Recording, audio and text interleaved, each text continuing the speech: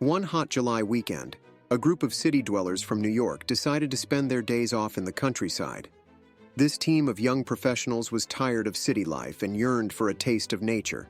Among them were Alex, a lawyer, Emma, a marketing specialist, Michael, a programmer, and Jenny, an editor. They rented a small farmhouse and set out to experience rural living. Upon arriving at the farm, they were immediately struck by the smell of fresh grass and the sound of birds singing. It felt like paradise compared to the noisy metropolis. The farm owner, Mr. Harrison, greeted them with a smile and offered to show them around. He took them to the cornfield, the chicken coop, and finally to the barn where the cows were grazing. "Have any of you ever milked a cow?" Mr. Harrison asked, eyeing their clean hands and trendy city clothes with a hint of amusement. "Of course not," Jenny replied. "We live in the city. We've never even seen a cow up close." "Well, here's your chance to learn," Mr. Harrison said. "That cow over there, Betty, needs milking. Who wants to give it a try?" Alex, eager to show his bravery, stepped up first. He looked at the cow, then at the bucket, and finally at Mr. Harrison, waiting for instructions. "It's simple," Mr. Harrison said, trying to stifle a laugh. "Just sit on the stool, grab the udder, and start pulling. Not too hard, though." Alex sat on the stool, grabbed the udder, and began to pull. But Betty didn't appreciate his efforts and responded by swishing her tail right into Alex's face. Emma, Michael, and Jenny burst into laughter. "Oh, Alex, you look like a real milkmaid," Jenny teased.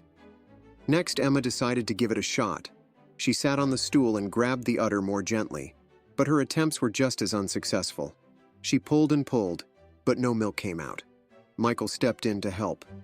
"Look, it's just like in IT, you need the right algorithm," he said.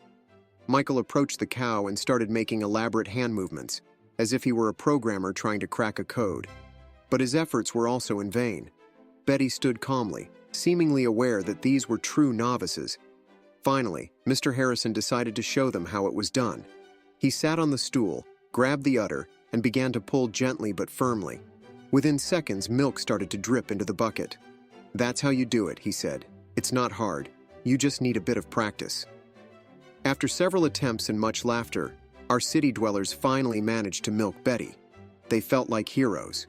"We did it!" Alex exclaimed, holding up the bucket of milk. "Looks like we're ready for farm life," Emma added. But their adventures didn't end there. The next day, they decided to try baking bread.